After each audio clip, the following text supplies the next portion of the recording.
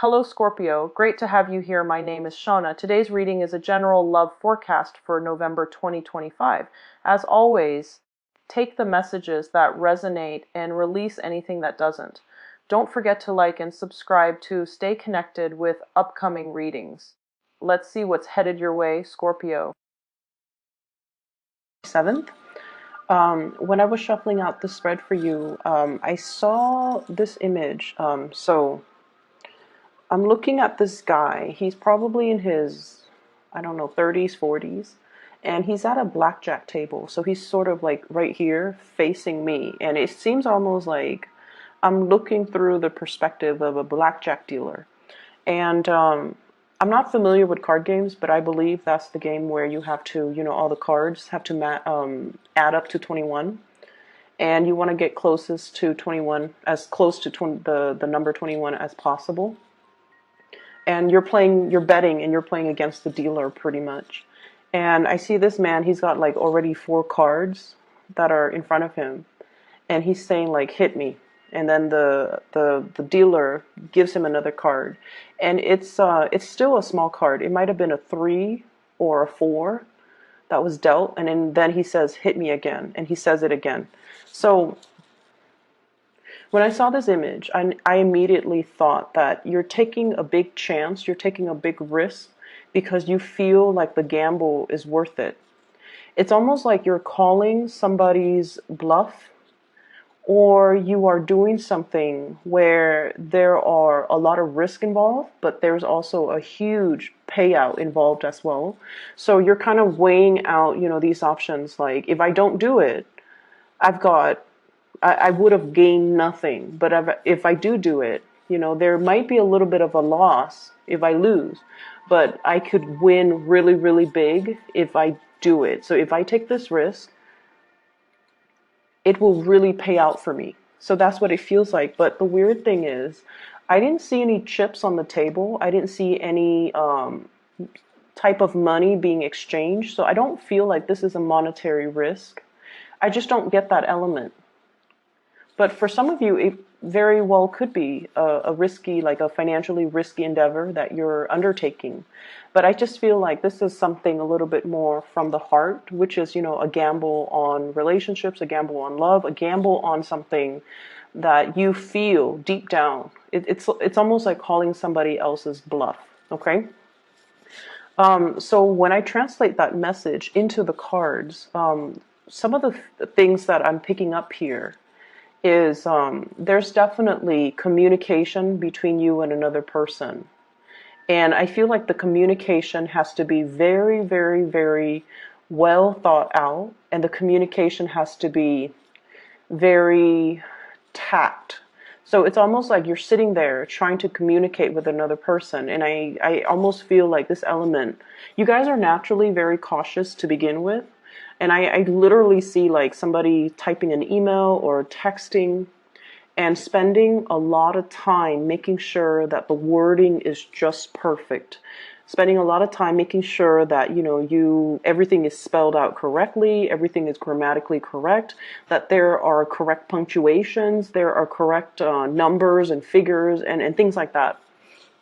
So there is something that you're doing very meticulously, that you're doing with the utmost care, because somebody else is going to review it or somebody else is going to read it.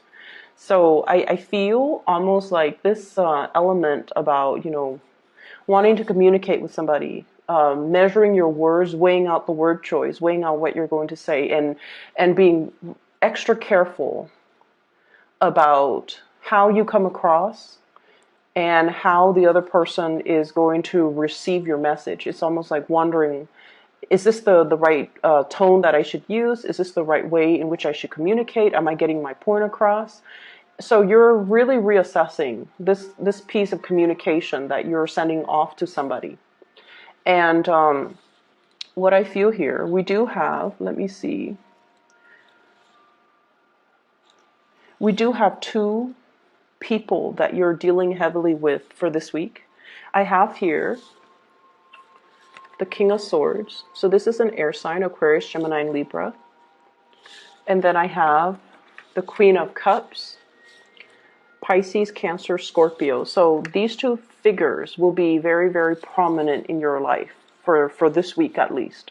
And what I feel is there is somebody that is they come across almost like they're always analyzing things. They might tend to overanalyze, and they might, they're very intelligent, but I almost feel like they're a little bit more on the pessimistic end. Okay, they're sort of like, oh, it's not going to work out, we should have a plan B.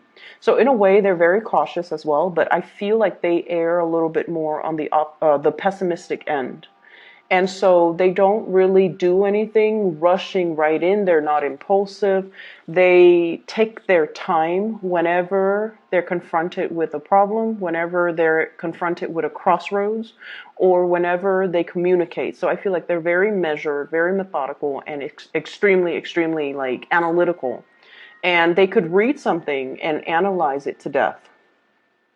Or they could like look at one situation and come up with like multiple scenarios where things can potentially play out, or where things can potentially go right, or where things can potentially go wrong. So I feel like this is almost like a strategist. It's somebody that has a lot of insights, a lot of foresight, and also they plan for every possible scenario. And so when you're dealing with this person, I feel almost like they're giving you a lot of different scenarios for you to mull over, for you to analyze. And I feel like in a way, dealing with them can be very refreshing for you, because I feel like a lot of the times you guys do, get really stuck. It's almost like that tunnel vision. You want to have things a certain way, and especially when you have an emotional pull towards something, it's almost like you trust your intuition so much that you're like, nothing can go wrong. My intuition is really pulling me in this direction. So I feel like that's where I'm meant to go. Okay, and this is you going for something. This is the Knight of Cups, and I feel like this is more your energy. Going passionately towards something, seeing something that you like, it triggers your senses. And you're just like, that's it. My intuition, my heart is telling me to go this way. There's nothing here that indicates otherwise, so I'm going to go for it. But I feel like this person is telling you, yeah, but if you do this, there are all these other things that you have to consider. And I almost feel like you deal with things that are in front of you, whereas this person deals with things almost from like a bird's eye view. They're looking at the totality of a situation. And they're like, well, if you take that route, further down the line, there's going to be some blockages. Whereas if you take this route, it's a little bit more circuitous. It's not as straightforward, but you can circumvent this potential pitfall. So you're dealing with somebody who is like that, and that's why your communication has to be very, very methodical and very measured. I feel for some of you, this is almost like a person that you're trying to please. Okay, so when I say that, I feel like you care about this person. You're emotionally there's some type of an emotional investment here, because honestly, when you don't care about somebody, you don't care you don't care about their opinions, and you don't care how they perceive you. You just don't care. But I feel like you do care, and that's why you do things in such a measured way, because you want to please this person, and you want to. It's almost like you respect them, and so their opinions matters a lot to you. Their advice, their counsel, their opinions, whatever they say, it matters a lot to you. So that's what I'm seeing here, and if it's communication you're waiting on, it's going to take some time. If it's communication that you're waiting on from this person, I feel like it has to take some time. And I'm almost feeling, so the senses, okay, the senses. It's like someone who's, this might be a separate message altogether. There is somebody that is really pulling or really appealing to your senses. So they could be, very aesthetically pleasing to look at. Okay, so like you might be attracted to them, but I feel like it's a lot more than that. There's something about them that's very unique. And I feel almost like there's something about them that is very nurturing, that is very pure and innocent. And this is what I'm drawn to. This Two of Cups. It's somebody that is not afraid to be vulnerable. It's somebody who's, she's completely naked and she's okay with it. And it's almost somebody who's like it's like a naturalist, somebody who enjoys the simple things in life. They're not bogged down with status, money, power, prestige. They don't really care about those things. They have more of a heartfelt energy with them. They like simplicity. They like minimalism. They just, whatever the normal average person values, this person isn't like that. And so in a way, they're really unique. They're quite independent and they're quite fearless.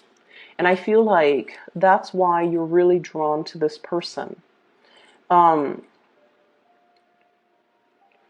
I almost feel like this person, their attention is kind of focused elsewhere.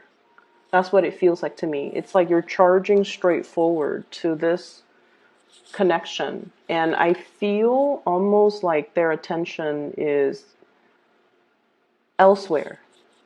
So if this is like somebody who is an ex, if this is somebody who is brand new in the picture, that is really striking your fancy, or you find yourself very attracted to them, I feel like it's going to take a big grand gesture of easily. It's not somebody that's like that. And so it takes somebody pretty spectacular. It takes something spectacular to really capture this person. And every time I see birds or I see imagery with wings, it's somebody who might be flighty, or somebody who might be fickle, or somebody who is kind of afraid of commitment. Okay. And so going back to that image where you're at the blackjack table and you're just like, hit me, and you're calling the dealer's bluff. It seems like that to you, to me, where you're just like, you might be calling somebody else's bluff, or you might feel like somebody is being false, where they're pretending to be a certain way, but deep down they are a different way. And they might not even be aware of that they're sending out mixed messages, that they're sending out mixed signals.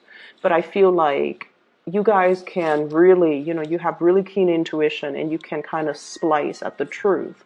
And you can, within like 5 minutes of meeting somebody, really analyze them, even without meaning to, you can kind of like sum them up, and you would be very accurate with your assessment as well. But I just see this situation where it's almost like you might have it in your emotions that they are a specific way.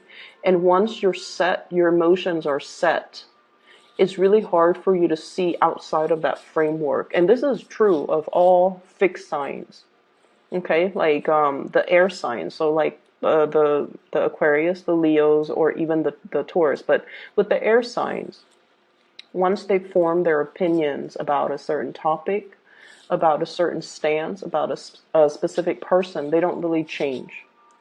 Okay, and then I feel like that's the same way with Taurus. Once they're fixed on a course of action, they don't deviate. And then I feel like, once again, you're at that blackjack table. It seems like you're accumulating a lot of cards and you're taking a huge gamble. And it's almost like, anytime now it's going to be a bust. It's going to exceed that 21 mark. But you're willing to bet. You're willing to go forward. So it's almost like the reality of the situation is you kind of need to stop while you're ahead. But then I feel almost like something is telling you to keep going. And if this is a work situation, I would say be very, very careful about, trying to do something on your own. Having somebody to kind of step in, especially that strategist that's telling you, wait a minute, you've already like got 4 or 5 cards. Anytime now it's going to be a bust. So why don't you quit while you're ahead, or let me assist you, let me give you a different strategy so that you can do it the right way. Okay. So a lot of the times too with Scorpios, I just feel like, you guys do have a lot of pride. And I feel like, you're generally very independent and very stoic. You like to be able to do things on your own. You value self-sufficiency, and you do value independence as well. You like to, test your capabilities, and you pride yourself on being able to be kind of like that expert in your field. And it's really hard for you to ask for help. It's very, very, I rarely see fixed signs asking for help. Okay.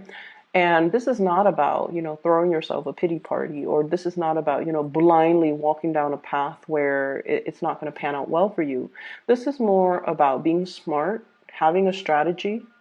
And if we feel like we're in a situation where our blood pressure is rising, where there's a lot of risk involved, maybe you need to consult somebody who might be an expert to be able to give you these hints, tips, guidance, counsel. I do see a need for financial planning coming into the picture. So what I have here is the Five of Pentacles. And the Five of Pentacles is, dealing with some type of a financial hardship.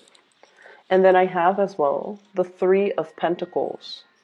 So this is sort of like, if we're doing this all on our own, the outcome is not looking too great. However, if we enlist the help of other people, it's almost like, one person cannot lift the weight of whatever this is.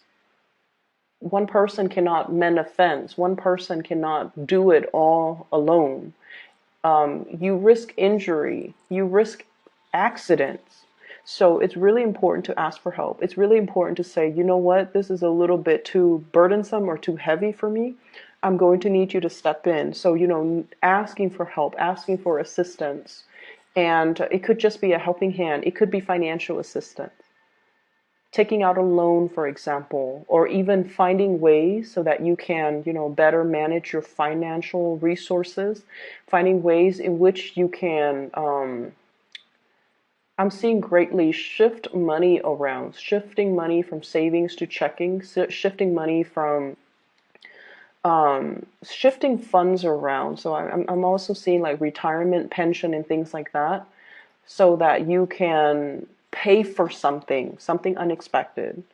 And I also see like needing to do housing repairs, needing to repair fences. Things might have been blown out during the things might have been knocked down, things might have trickled in. So I feel some element here about having to repair some type of a dwelling. And you might need to, dip into your savings account in order to do that. And so a financial advisor, for example, could help you, find money, or get a loan for a really, really low interest rate, or even show you how you can write it off. So I feel like there's a need here to consult somebody rather than taking a gamble, rather than, sitting there and not looking at the all the cards that are on the table for you. Um, in the work environment overall, you're getting a lot of love and a lot of support. Okay, and I know that sounds weird, but what I feel is you're very well received. So the people that are around you, there's a lot of collaboration. There's a lot of like creative problem solving. And I feel like, you guys like that. You guys like to solve puzzles. You guys like to figure, like, take things apart and try to figure out how the mechanics work, how things fit together. So I almost feel like there's a lot of these creative problem solving, using tools or using things for one purpose, and then it's almost like transferring that thing to a different to use to a different purpose, and it works. So there's a lot of creative problem solving.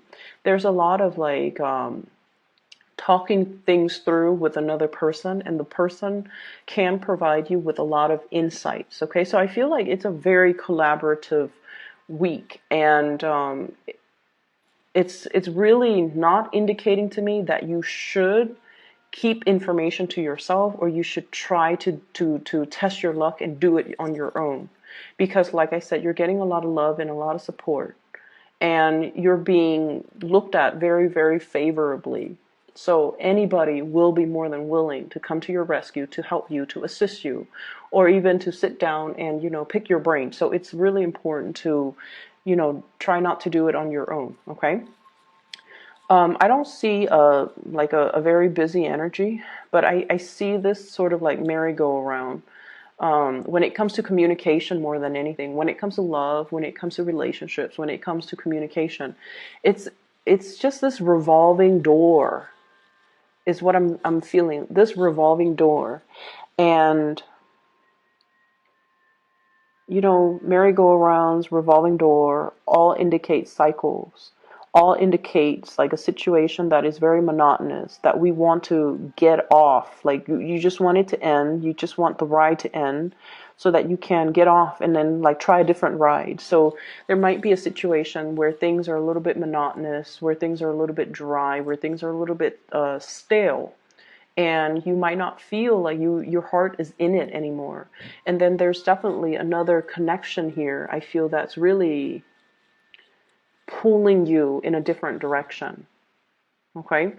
um but I just feel like you have to be a lot quicker when you act. That's what it seems like to me. What I have here, and these are two major arcana cards, so let me just talk about them. This is the Justice, and this is the Chariot. So both of these are major arcana cards. And what it's saying to me here is when something is right, it doesn't have to feel so hard, okay? When the balance in a situation, in a work environment, in a relationship, in any type of an interpersonal communication, if things are right, despite your differences. So let's just say, if you disagree with somebody, right? As adults, you both can talk about your differences, talk about your different beliefs, talk about, all the things that make you different without it being conflictual. And so if things become conflictual, and if it's, coming through from the other person, then it's because they're not emotionally mature enough to look at a situation as an adult.